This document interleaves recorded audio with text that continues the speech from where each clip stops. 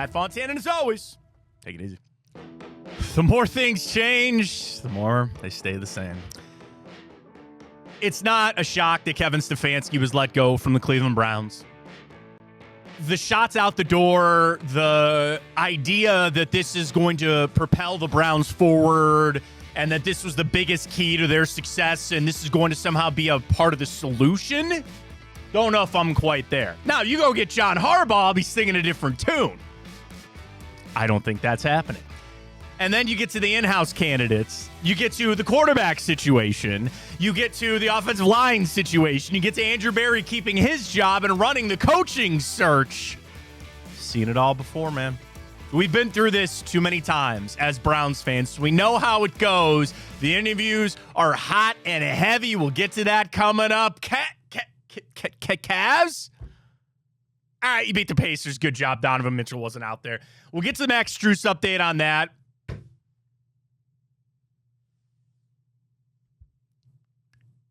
How did Ohio State lose that game? I know the answer to that question. How did they lose that game? It's not. Doesn't it feel like it was a month ago?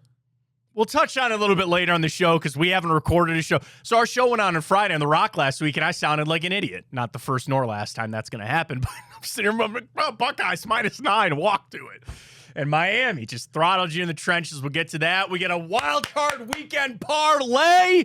We're just not regular season parlay people, Ryan. That's all right. We got the grid. We got it all for you right here on Big Play. Welcome to the show, everybody. I am Matt Fontana. Hey, is Ryan Tyler. A very happy new year to everyone out there as we kick things off in 2026. We already made the announcement. We'll do it again. We're back for 2026 right here on Big Play. So really happy about that. And it is thanks to our great friends at FanDuel, Physicians Ambulance, Garage Beer, and you. So we're so happy to have you along to kick off another beautiful year right here on Big Play. We kick off a new year, Ryan, the same that I've seen it before with the Cleveland Browns, a head coaching search. And we'll get to the search coming up in a little bit. So I want to start by talking about Kevin Stefanski.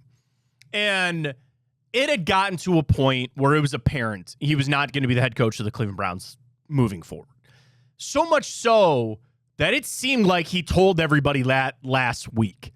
When you listen to what some of the players were saying, when you get the vibe that was coming out of Berea, it sounded like he knew going into that game that it was over. And that makes me think a lot of Kevin is a very, very smart guy. You got it. I think he realized I'm ready to go. Like, I'm ready to move off. And he figured the Giants job would be open. Probably not going to be his anymore. Tennessee, now the Raiders. I wouldn't say there was any shock on the coaching firings, right? Stop me there if you don't. Like, Pete Carroll, you kind of saw that coming. I figured Raheem Morris was going to get axed in Atlanta. I'm shocked Todd Bowles didn't get fired. He's coming back for sure for Tampa. But who am I missing? Okay, so the Ravens with Harbaugh, not that all shocked. I mean, I called that on postgame. Like, okay, so you have the Ravens, you knew the Titans, you knew the Giants, you knew the Browns, the Falcons, and the Raiders. Is that it? 6 openings? Cardinals. Cardinals fired Jonathan Gannon. Local boy. Local guy. No. I need nice. No. We're good on that. That's okay. Again, I'm not overly shocked by that. Wasn't good. Kyler Murray screwed that up. Okay, so here we are. So that opening too. He probably looked around and said, I'm going to walk into another job. And it's just a fit thing. It's just he was here for 6 years. He had some success. It didn't work. You needed a new voice, and you're ready to move on. But the one thing that I'm not going to sit here and stand for when it comes to Kevin Stefanski is people trying to tell me he's a bad football coach. That's not true. That is not true at all. Well, look at the success that he had. Did you see the quarterbacks he had to play with? Well, he's some quarterback whisperer. What, you think he could go turn me into an all-pro quarterback just because he knows how to play, knows the position and all that? Get out of here with that. 13 different starting quarterbacks. And how many of them were first-round picks? Baker, Deshaun Watson. Okay, Joe Flacco at 40 years old. Jameis Winston. Oh, and Jameis. That's right. Jameis. I'm talking about, you know what I'm getting at. You know what I'm saying. You know what I'm getting at here. Like, what coach could you find to have better success with that list of quarterbacks that he was given? It comes off like an excuse. It's just reality. So I think the problem, frankly, in our society, is that people are so on one side. Kevin Stefanski was bad and he had to be fired. I'm not saying that he shouldn't have been let go. I just said I agree that he needed to be let go. The other truth is he was good at his job. And you want to get into the nitpicky of like him being a good CEO or a good motivator and all that. I'm going to set that aside. I know he knew how to do football. I know he knew how to coach football and how to be a play caller. I knew that. I know that to this day. But you still needed to make a change. So like that's my biggest, and I'm not trying to defend Kevin. I wish him well. I'm not going to be rooting for him to win games against us or anything like that. Like, this Baker thing is going to come back because then if he goes and has success, like, wherever he goes, we're going to be like, no, let it go. We're here today. It was the right move to make. The whole Barry situation. But he found Andre Schmidt, Matt. Yeah. Yeah. Save Bubba Ventrone's job, I guess. Like, how the hell does that guy still have a job? Here's the Andrew Barry vibe that I'm getting. Is that it was going to be too big of an undertaking to fire everybody. So you better keep someone. You get what I'm saying? Like, instead of clearing house and having to run this by themselves, this is going to come off like a shot at the Haslams, and I guess maybe it is. They haven't done anything by themselves in a long time. Because when they first took the Browns over, what did they do? They got saddled with Joe Banner. And the NFL said, go with Joe Banner. He's been here. He's done it before. Where did he run this team? Where did Mike Holmgren run this team? Into the freaking ground because it was a cash grab from Holmgren. Then they tried it on their own, and they brought in Hugh Jackson. What a colossal mistake that was. Then they turned things over to Paul DePodesta. They've now gone with Andrew Barry, and I think they were trying to do the right thing as owners and be what? Hands off. Have you read some of the things about the Commanders? Ooh. Apparently their ownership is down there telling what plays they should be running, who they should be playing. They didn't want the players didn't want Cliff Kingsbury fired. Why Dan Quinn is keeping that job, I don't know. I'd be like, I'm out of here, man. You do not want meddling ownership. And people, the Haslams have that stigma against them as being meddling owners. I think they tried to not be for a while. And this is where it got them. So I think this was another example of they don't want to necessarily be involved in this. They want Andrew Barry to run it because they hired him to do this kind of job. I can't think of another reason why Andrew Barry still has his job. Seriously, I cannot come up with another reason why Andrew Barry has his job other than the Haslams want to try to continue to be hands-off. You know what? Maybe they need to get back hands-on. The other side of it, when you start looking around at this coaching cycle, and again, I understand that Kevin Stefanski deserved to be fired. I'm not saying no. This is not a good cycle for head coaches. This doesn't look to be a great cycle for general managers either. I think this was more about you don't want to cut your nose off to spite your face. I don't know if Andrew Barry deserved to keep his job, but there's nobody better to replace him. I think I can almost say the same thing about Kevin Stefanski, but that was just so needed and necessitated at this point with the Browns. So you're back in this pickle again. You got the interviews going on. We'll talk about Reese and Schwartz. I have a pretty strong take about Jim Schwartz I want to get to coming up later in the show, but Barry's going to run this, and it's a lot like the draft. People sit there and complain about the draft. They go, Ryan, you don't have a point. You don't have a choice. You got to believe and hope that he's going to get this right. You want to sit there and say there's no snowball's chance in hell. You don't have a choice other than believing and hoping that Andrew Barry's going to get this hire right. Not a good place to be in. Not a good place to be in, man. I don't know. It's hard. And then when you talk about the appeal of the Cleveland Browns job, Giants a better job. Mm-hmm. I don't know if the Titans are a better job. I think the Falcons is a better job. The Raiders is a better job. You're going to get Mendoza. You got Genti. You got Bowers. You got Max Crosby. You got an owner. You got a out there kind of owner. I don't think Arizona's a better job. I don't either. I don't think Arizona's a better job. So, that comes back to your roster, all that kind of stuff. We'll talk about Harbaugh here in a second, but we start this coaching search again, Ryan, and it's just I've seen it too many times, man. It sucks. I put out a tweet, man, and it caught more traction than I thought it would. I said 33. I quoted Schefter right when the news dropped. I said, and I'm the ripe age of 24 years old, so I'm not as experienced as a lot of people, but I tweeted, I said, and relating to Kevin Stefanski, only Browns coach in my life that I think has left it better than he found it. Yeah. And I ended it with right move still. Yeah. And like any Twitter cesspool, I'd have the people calling me a moron, but then I'd have the people saying that's a pretty good sentiment, right? Like, and then people come at me like, well, he inherited a 6-10 roster. He left 5-12. That's not what I meant. I meant was 2 11-win seasons, a couple trips to the playoffs. He was the only coach in my life that once he was fired, and it's still pretty new, right? Like, we'll see what future will tell us, that I'm genuinely like a little sad about. And not because I don't think it's the right move, correct, but because I know that he's a good coach. And I said the exact same thing yesterday on the Big Factor, Matt. I said, no matter how you feel about Kevin Stefanski, you can't tell me that he's not a good coach. Correct. Because he is. He is. He is the first coach, and I've been doing this longer than you have. He is the first coach that the Browns have gotten rid of that I sit there and I have a momentary pause about it. All the rest of them, you're like, yeah, okay, we're good here. This is the first one that you really thought about, is this the right call? And you still got to that point. And, oh, man, somebody had this tweet about, like, it's like Steve Kerr and Mark Jackson. Remember, like, Mark Jackson got the Warriors to a certain point, and then you needed Steve Kerr to take them? Well, that's kind of what drove for the Browns. The problem is your Steph Curry isn't on this roster. Talking about a quarterback anyway. You got Myles Garrett. But, like, you don't have this built, ready-to-go team to take you to that next level. You're hoping this coach can kind of bridge that gap. You go find your quarterback in the future, and everything will be right as rain. That's not where we're at right now. He is the first one, without a doubt, that you sit there and you're like, he did a good job. He did a good job. No, there's no doubt about that he did a good job. And Matt, people were calling me crazy like they always do, and everybody's entitled to their own opinion. But I also brought up the point, like, before the Cleveland Browns Kevin Stefanski era, Matt, every single time I watched the Browns take the field against a team like the Steelers and the Ravens, I had no expectation to win. Mm-hmm. With Kevin Stefanski here, I had the expectation that, hey, we'd split it.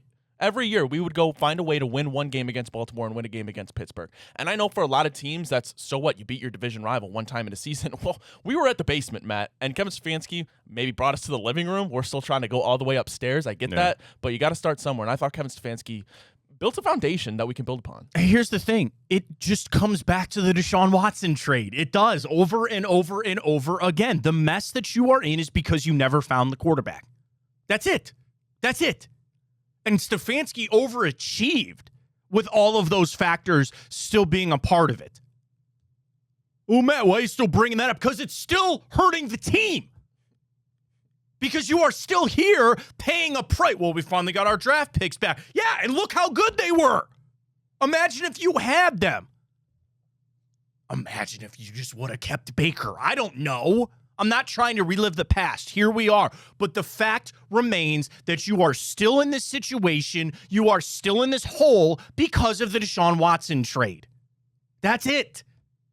Was that what cost Kevin Stefanski his job? Probably. Yes. Yes. That's why you're here. And nothing is going to get fixed until you finally get out of it. After next season, we'll finally be there. And lo and behold, you're in a position you can't draft one of the top quarterbacks. Great. Great. There you go. Hey, you know what? We deserve it. That's what we get. Here we are. All right, I got to talk about the next hire.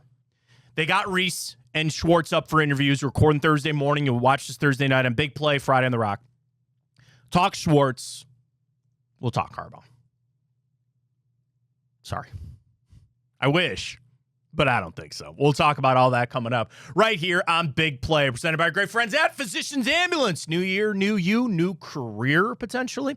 If you're an EMT or you're a paramedic and you're looking for some work, Physicians Ambulance is the only place that you need to go. They have full-time, they have part-time, and they do a lot of event medicine. I want to talk about that for just a second. So any event that goes on at Rocket Arena, at Huntington Bank Field, at Progressive Field, dude, even the Wolstein Center, like anything, I'm going to Supercross in a couple of months at Huntington Bank Field. You know who will be there? Physicians Ambulance. So if you really love sports and you're a big fan and you also are an EMT or paramedic, what an amazing place to go work. That's Physicians Ambulance.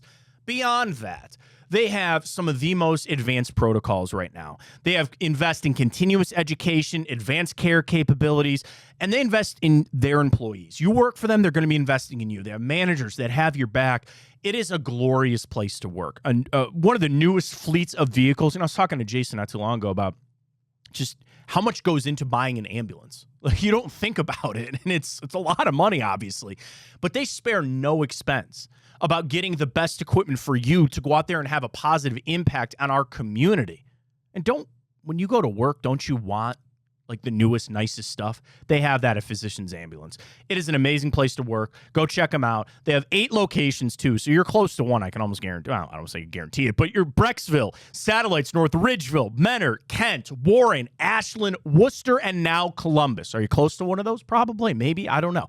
But you would be close to a new career with our friends at Physicians Ambulance. So apply today. Help them continue to set the standard. Physiciansambulance.com. That is physiciansambulance.com. We'll talk Schwartz. We'll talk Harbaugh. We'll talk Reese. We'll talk all it next right here on Big Play. The Big Play Sports Network is brought to you by Smart Choice Windows. Energy-efficient products at an affordable price. Visit smartchoicewindows.com today. All right, here we go. Interviews on. Welcome back. He's Ryan Tyler. I'm Matt Fontana. When's the last interview that you've gone through? I didn't mean to put you on the spot. Oh, jeez. You've been gainfully employed here at Big Play for a while. Yeah, and this was definitely an interview. It was.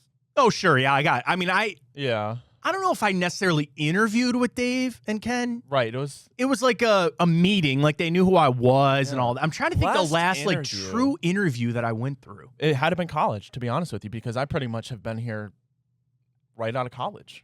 So I worked, for those that don't know the back, and I probably should do this more. Like I worked at ESPN Cleveland for 13 years. I got that job when I was in college. I interned there. I was there for a long time. I remember going in for that interview. I don't miss those days. Dude, they almost towed my car. I didn't know where to park. I was downtown. I was a college kid. And you know the Galleria is? That's where our studios used to be. So I just parked out there in St. Clair. I didn't know because there were a bunch of other cars. Little did I know that there's a time you got to be out of that spot by 4:00. And I came out, it was like 4:30, and the tow truck was pulling up, and I was like, no! And I was like, I'll pay the ticket. You know, I had a ticket. My parents were not happy with me. I remember that interview. That might be like my last in-person formal put a tie on interview. My last interview might have been. I've been blessed. I know a lot of people out there that change jobs a lot and go through interviews. That might have been my last, like, I had to have had one after that. I just don't remember. It's been a long time. Yeah. I think when I was the sports reporter for the Cincinnati school newspaper, the News Record, was my last interview. Nice. Yeah. I was going to say, if we'd give any tips to Jim Schwartz and Tommy Reese, I don't think they need them, but any good interview tips? Biggest weakness. Don't say I'm a perfectionist. My biggest weakness is I care too much. Yeah. I had an interview. I had a very extremely formal interview last year. I forgot about that. You know, you always think about other potential job. I had a 4-panel of people, and I was in a full suit. That's right. What am I thinking about, man? Where have I been? Full suit. Shout out to the electrical union. I can't picture you in a full suit. Oh, it was nice. I was sharp. It was good. Shout out to the electrical union. You never know, man. You never know. All right, Jim Schwartz, Tommy Reese, they're in today on Thursday to interview with the Cleveland Browns. Is Jim Schwartz not your safety blanket here? Is he just not the hire? Here's my thought on Jim Schwartz. What was the best thing about this Cleveland Browns team last year, Ryan? I'd say their defense. That would be a fact. Why would you let that go out the door? And you might be sitting there, well, Jim Schwartz would hang around as the defensive coordinator. You think if you hire Dan Pitcher that Jim Schwartz is going to hang around? I don't think so. Just keep in-house the one thing that you know works. Well, you could cost yourself Tommy Reese. I like Tommy Reese a lot. I'll go find another Tommy Reese. I don't know if I could go find another Jim Schwartz. And I'm not saying the Browns should enter this coaching search like that makes it sound like they're afraid, like they're scared that they would lose out on Jim Schwartz. I look at it. He's been a head coach before. He took the Lions to the playoffs, did he not? All right, I don't want to be spewing. Yes. But he's 0-1. Yes, he took him to the playoffs. 29-51. Thank you. As a head coach. Thank you. So and 10-6, and they lost in a wild card game. But what I'm saying is he learned from that, and that was over a decade ago. He left Detroit in 2013. So, like, I think he's learned from that. He clearly had a lot of guys giving him votes of confidence on their way out the door. Like, I just think that would mean a lot to this defense to do it. And the final thing, do you really believe that this next hire is going to be the one? You know what I'm saying? Or is it time for maybe another bridge? And you don't want to hear that. You don't ever want to enter that kind of relationship thinking like, well, Jim Schwartz is just going to be here for a couple of years and move on. But it's like, I'm all about the offense. I've always wanted an offensive-minded head coach, and that maybe it's time to bring in a guy that has experience, that's a defensive guy, that has half the team on his side and believes in him. Maybe they just need to hire Jim Schwartz. Like, I'm almost ready to say I would do that just to avoid him leaving, because that's how important he is to this defense. That's how good this defense is. And you also invested a lot of assets over the last 2 years to build up that defense. You're just going to let him walk?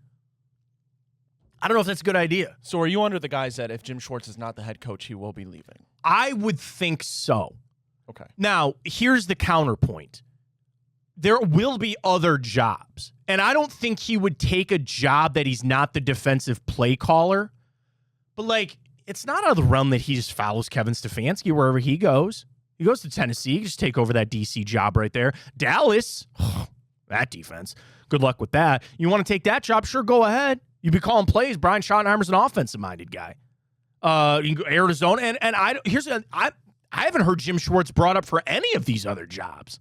So you got the inside track. That's not a bad thing. Well, you remember last year, I believe it was, when we were going through the head coach cycle. Obviously, Kevin Stefanski was still here. We were a bit shocked that Jim Schwartz wasn't a name brought up in any circles. Correct. I remember that. Yeah.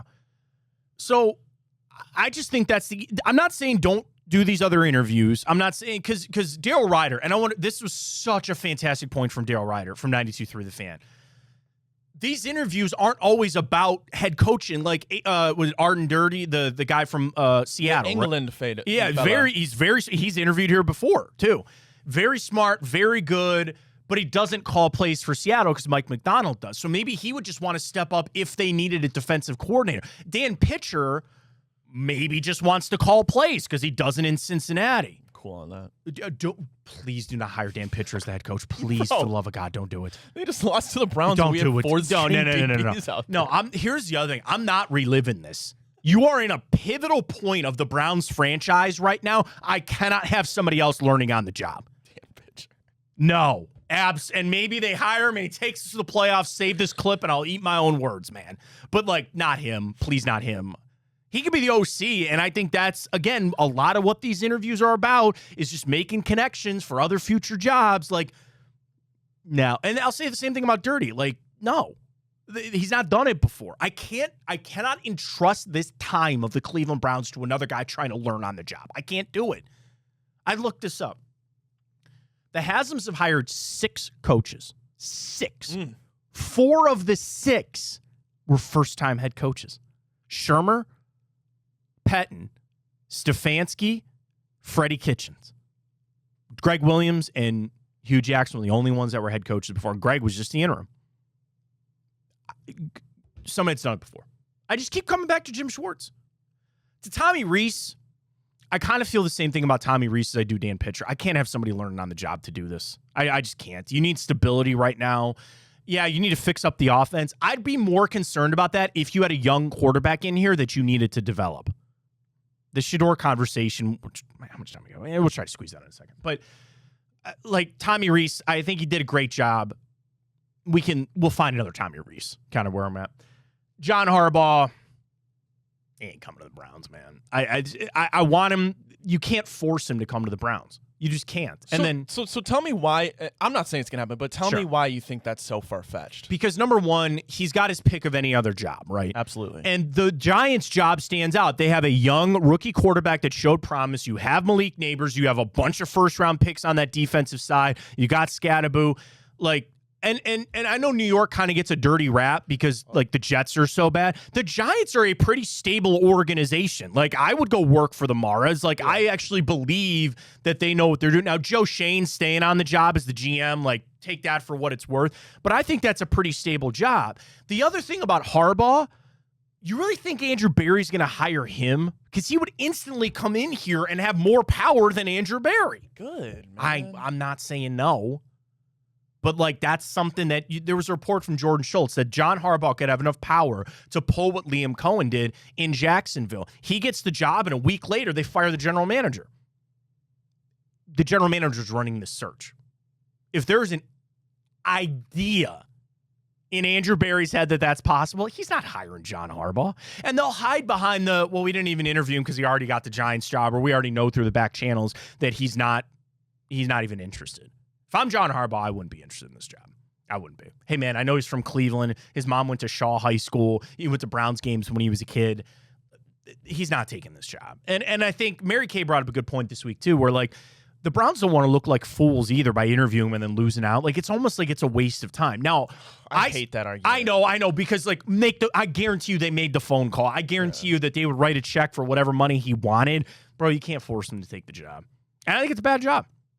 I say that, let's be honest, the Browns' job is not a good job to take right now, especially if you took the job and then that cost you Jim Schwartz.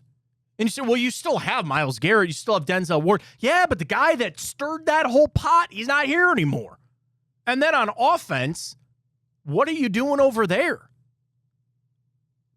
I don't think it's a good job to take. So I don't think he's going to take it.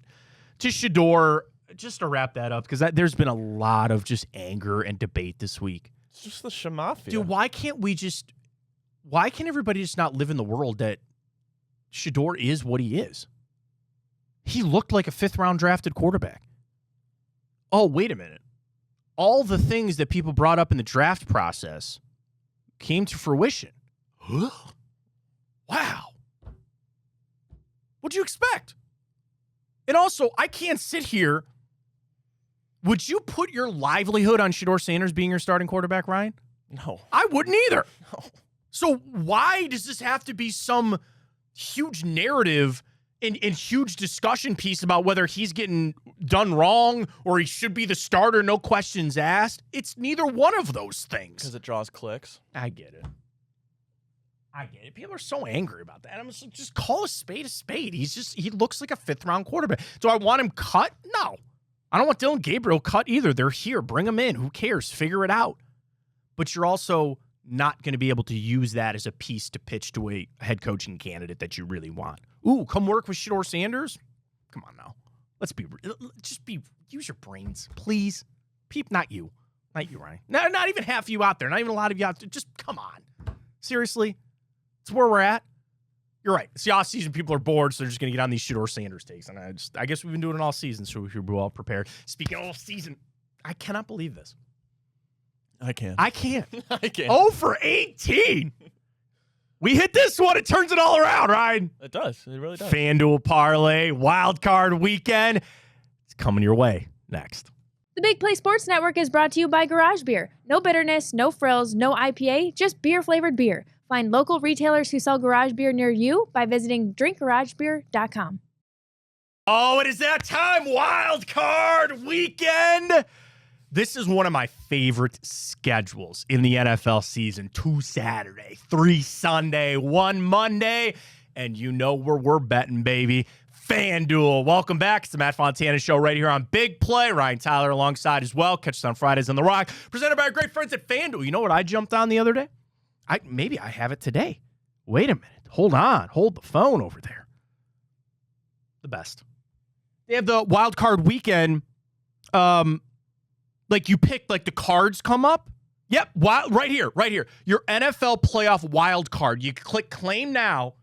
Which one should I pick? Top right, top left, bottom right, bottom left. Bottom left. Bottom left. Boom. What do I got? 25% boost token. Let's go. Here we are. That's how you bet. It's that easy with FanDuel. It's all there, folks. Get ready to go for the weekend. And the other thing, the live. You can bet while the game is going on. It doesn't matter. NBA, NFL, whatever's going on. Jump on that live spread. You know, again, it's 10. It's 10 for that Rams game. Maybe you don't really like the 10. You know what you hope for? Panthers going on, kick a field goal. Maybe they even go score the opening drive touchdown. Drops that on down. You jump on the live. You can do it all with FanDuel. I enjoy betting with them so much. It's great. The Your Way, you can just slide that little slider on what yardage you want, what points you want in football or in basketball. They got it all. And it's so easy to get signed up today, too, as well. FanDuel.com/bigplay. That is FanDuel.com/bigplay. Get signed up today and join us for what is going to be a glorious weekend of football. We'll get you a parlay eventually. Maybe it's this weekend. And bet along. As always, bet responsibly. Have fun with it with our friends at FanDuel. Dude, I'm all excited. We'll get to our picks here coming up, but it's just fun. Throw a couple bucks down. That's it. Throw a couple bucks down, and we're off to the races with our friends at FanDuel. Must be 21 and over, present in select states, or 18 and over, present in D.C., Kentucky, or Wyoming. Gambling problem? Call 1-800-GAMBLER or visit rghelp.com. Call 1-888-789-7777 or visit ccp.org/chat in Connecticut. Visit mdgamblinghelp.org in Maryland. Hope is here. Visit gamblinghelplinema.org or call 800-327-5050. For 24/7 support in Massachusetts, or call 1-877-8-HOPE-NY or text HOPE-NY in New York. A paid endorsement. Here we go. Ryan, I'm using that boost token. I'm using the one I just got on this pick, on this parlay. We ride. We start with those LA Rams. I think, okay, so here's a legit fear I have of this game. Okay. And it's the Rams coming all the way east for a 4 o'clock kick on a Saturday. I picked up this stat this week where it was close to like the genesis of it, because I'm going to screw it up. But the whole point was when teams come west and they go to the Eastern time zone, they dominate in prime time because their body clocks are ready for it. When they have a 1 o'clock or 4 o'clock kick, little different. Now, I think it was more shaded towards 1 o'clock because that's a difference. A 4:30 kick is like a 1:30 kick for them there. But I'm going to ride with the Rams. They're 4-1 against the spread their last 5. They've not covered well against Carolina. Historically, the Rams are only 3-7. I'm sorry, not even covered, beating them. 3-7 straight up in their last 10 games against Carolina. They're only 1-6 against the spread their last 7 games when they're on the road against Carolina. But you want the stat of all stats for the LA Rams here, Ryan? I would love it. They've covered their last 7 games in the month of January. They cover in the playoffs. They cover when they need it. Carolina's a nice up-and-coming story. They finished the season 2-4 and backed their way into the playoffs. I don't know if I like it at 10. I'd like it at 7. We'll jump it on the live if we get there. But for the parlay essence, I will take them minus the 10. Right. I did see a stat about double-digit favorites in the playoffs. Yeah. They destroy and cover at an absurd rate. Yes. So I think like I saw that as well. same stat that you did because it was circling. I think the Action Network or somebody had that. I saw the same thing. So we'll feel good about it. I just Devontae Adams is back. Yes. Let's not underestimate that on how important that's going to be. I just think the Rams are going to throttle them with points. I don't know what the point. I know it's 46 there for the game. What's the Rams point total for that game? I like them in the 30s, to be honest with you. But let's go. Rams cover. Here we are. All right, let's move to the AFC side of the bracket. A little juicy one here. People are going to say, well, it's Josh Allen. He can't go out in the first round. Well, sorry, he just might do it because he's going against the Jacksonville Jaguars. What's been the Buffalo Bills' formula this year to win, Matt? It's running the football. Jacksonville has a top 5 run defense. If they can limit James Cook, well, they're going to make him one-dimensional, and we all know Buffalo doesn't have the pieces outside to overcome that mountain. So I'm going Jacksonville to cover 1.5 plus 1.5. They might as well win the game if they're going to do that. So I'm riding Jacksonville, and it's going to be a legacy-defining game. Josh Allen going out in the first round without Patrick Mahomes, Joe Burrow, and Lamar Jackson. Sorry, Buffalo fans. I got Jacksonville plus 1.5. Trevor Lawrence is the December MVP of the NFL. There's no doubt about that. Buffalo 5-1 in their last 6, 4-2 straight up in their last 6 games on the road. Here's Jacksonville for you. 8-game win streak. Ryan, they covered in all 8 of those games, and they are 8-2 against the spread their last 10 games at home. Whew. It's a 1.5, so we just need the point on that one. All right, next up, we will go to Monday Night Football. I'm just going to go all in on the Steelers, just creating chaos.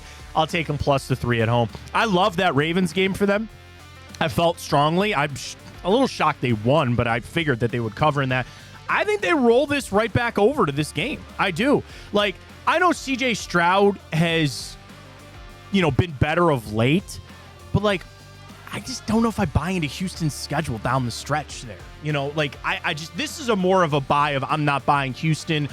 I think that Steelers game against the Browns, a lot of people are like, oh, see, look, that's them. And I go, man, they were preoccupied with Miles. I had somebody text me. They were sandbagging in that game. And they come out. Oh, let me put it this way. If Houston played Baltimore, what would that spread be? If Houston played Baltimore? Yes. I'd probably say Houston minus, on a neutral site? Sure. Probably Houston minus 3. Okay. So you think Houston is better than Baltimore? Yes. I think that's very close, and the Steelers just beat Baltimore. That's kind of where I'm at. Houston's 5-2 against the spread their last 7. They're 9-game win streak, too. But here's the thing. They don't play well against Pittsburgh. Just 2-5 straight up and against the spread their last 7 games against the Steelers. Steelers 4-1 against the spread their last 5, 4-1 straight up. They're only lost 2. The Cleveland Browns. Go ahead and give me Pittsburgh in this one. Final one. All right, people are going to yell at me, Matt, because this is not the sexy pick. Everybody's riding high on the new Tom Brady and Drake May in New England, but I'm going the Chargers just to cover plus 3.5. They don't got to win this game, but I'm taking them to cover. I think this is a very good matchup for the Chargers because New England doesn't have a great pass rush.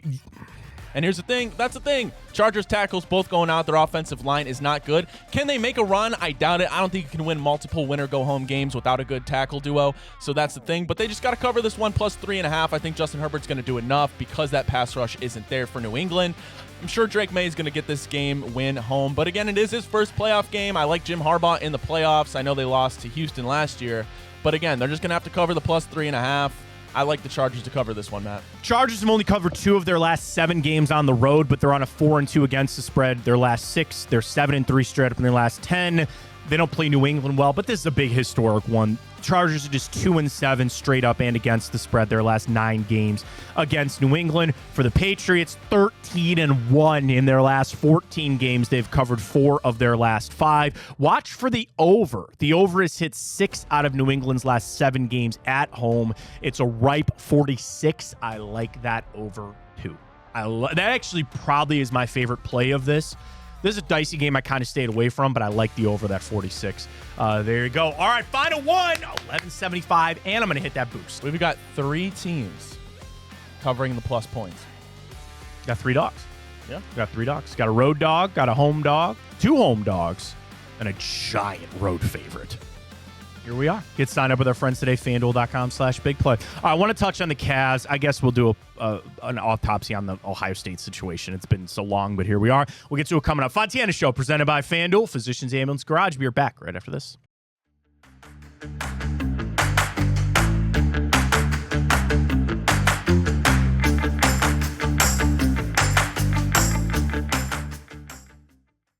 All right, it was like a month ago. It doesn't seem, or it was not a month ago, but it seems like Ohio State loses to Miami. I don't know how. We'll touch on the Cavs. Welcome back, Fontana Show right here. Big play. Just quick on the Buckeyes. You got dominated. You got dominated on the offensive line. What'd you expect to happen? I can't fathom it. I do not understand how they did not have a better game plan for that game. And then where were the adjustments? It was almost like Ryan Day, who I defend and I'm a fan of, but this happens more than you think. You more than watch and you see, you realize where he just goes, he is so freaking stubborn to say, well, we're just going to do it this way, and they'll have to adjust. No, Ryan, you're going to have to make some adjustments. They kind of finally did, and then that game ticked me off so bad, man. That game was so annoying to me. I didn't even care that I was wrong about the prediction. I'm like, that's not, I'm wrong about predictions all the time, but like, you got dominated. You got dominated. And you just refused to make adjustments in that game. The Heartline thing, man, does that piss me off. It's not his fault. It's the college football schedule thing. Dude, that just threw a giant wrench into what they were trying to do. But, oh well, here we are. Are you excited? I know you're not a Ohio State fan. I'm done with college football play. I don't care. I'll tell you, I lied. I care. You want to know why? Because I'm spiteful and angry. Anybody can win it except Indiana. I don't want to see Indiana win this thing. Come on. No. Absolutely. I don't even mind if Oregon goes and wins it. I don't care. I'm out. I'm so glad I got NFL football to watch this weekend because I'm out on the college football. I'm angry and I'm spiteful. What happens? It's a bougie Ohio State The streets fan. are saying it's because Ryan Day didn't have his nipple piercings in. Stop it. Stop it. Have you considered that? No, I haven't. I don't want to think about it. Because Rogaine he came out and he's like, people always think I dye my hair. It's like, there's no way that you don't. I don't care if he does or doesn't, but there's no way. Quick on the Cavs. It's kind of the same thing over and over again. Like, it was a nice win against the Pacers. The Max Strus update was not good. There are two, I'm starting to understand that I think there are 2 underrated keys to this basketball team, and it's DeAndre Hunter and Jalen Tyson. Like, bro, what happened to my guy? what happened to DeAndre Hunter? That guy was so pivotal for us last season. And I see games where I'm like, but it's like, what happened with DeAndre Hunter? You need to get him right before you do anything, before you want to talk about Jared Allen or Evan Mobley or Darius Garland. Thank God he's back. He's good. He's back to being himself. They're giving Donovan the rest, all that. You got to get DeAndre Hunter right. I know it doesn't seem like something that's really on the forefront for this team right now, but if you cannot put that second unit out there with, I know Merrill's been starting or Hunter and Wade, whoever got to start, your bench has got to be DeAndre Hunter, Jalen Tyson, and Sam Merrill playing meaningful, impactful, scoring minutes. If you do not have that happen, this team's not going to do anything. Anything. Tyson, he's a young guy. What do you want him to do? Like, you're going to throw him in this spot? He's fine. Sam Merrill's consistent. He does what he does. It keeps coming back to DeAndre. I'm not trying to single him out and say there's all his problems. Cavs defense, they miss Jordan Ott. Boy, do they miss Jordan Ott on that defense. There's something massively wrong with the Cavs when they try to play defense, but you got to get Hunter going. That's kind of where I'm at right now with this team. All right, we got to run. We got to grid. We got to get it. And first, I said I was going to keep score. Yes. I said I was going to keep score this year. It's the first one of 2026. We'll get it next.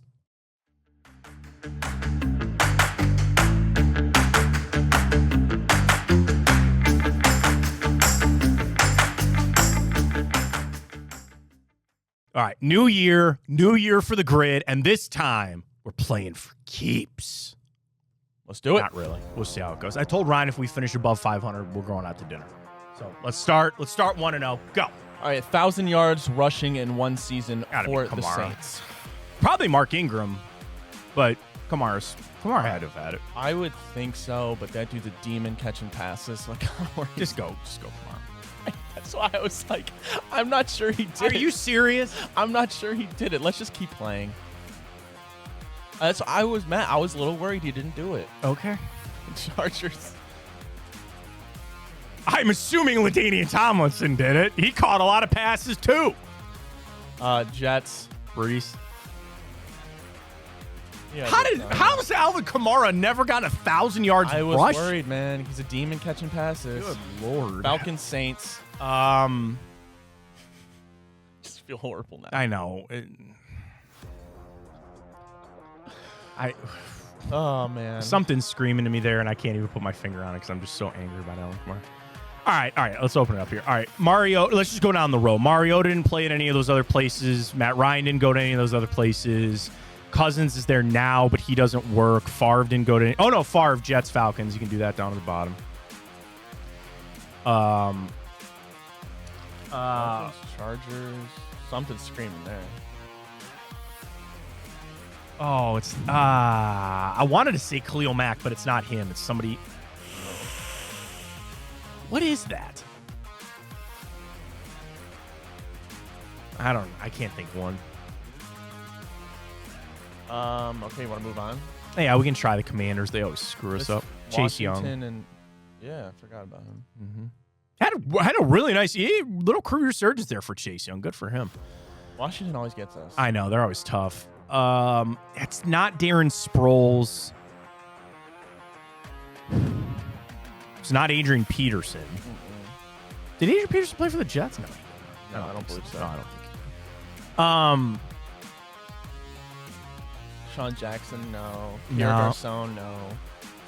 That's a good cut. That's good. Deep cut. Good call. Not that I can think of. Oh. Yikes. But it's like Alex Smith, no. Colt McCoy, no. Mariota. Josh Johnson. No.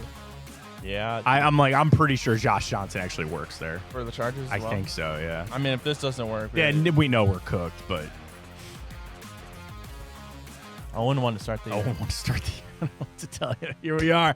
All right, instead of we don't have a Browns game to pick, so you know we're going to pick our head coaching hire for the Cleveland Browns. Oh, ooh, wow. Comes your way next.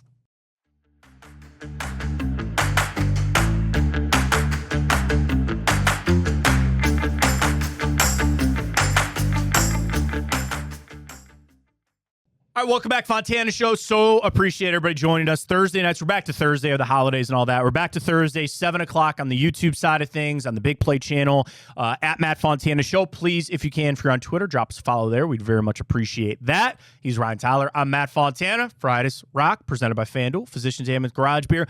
We don't have a game to pick, so we're going to pick our next head coach for the Cleveland Browns. Oh, man. I already called my shot. I think it's Jim Schwartz. I think you can interview these other guys, see some fits for OC, see some fits for DC, see where it is. Because the other thing, are we sure Tommy Rees would leave if he didn't get the head coaching job? Like, I feel like that is kind of cooled off, isn't it? Like, he was up for, UCLA, he'll take that job, and he could take Penn State's job. And I haven't heard Tommy Rees for much. Maybe he just sticks around. I'm fine with that, by the way. I'm fine with that.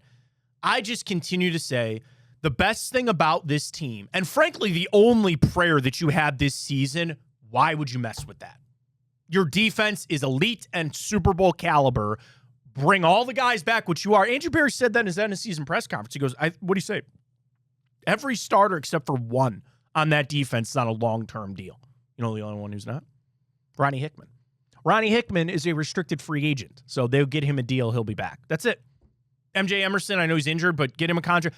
You bring everybody back. You bring Jim Schwartz back. I think that's the right thing to do. I think Jim Schwartz is the next head coach of the Cleveland Browns. Ryan? Yeah, this kind of not a wild card, but I think they need, there's no young superstar that they're looking to develop that's Correct. not on the roster right now. I think you go a CEO type. Everybody loves that term. I'll go Mike McCarthy. I don't think that's far-fetched. I don't. I think that's up there. Anybody you think is for sure out. I think Harbaugh is for sure out.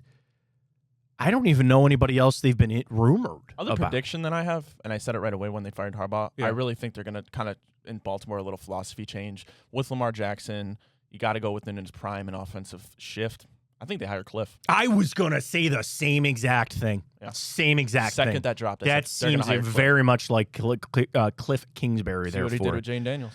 That's where it is at. All right, appreciate everybody joining us. Show 1 of 2026 in the books, and we'll talk to you next week. For Ryan Tyler, I'm Matt Fontana. As always, take it easy.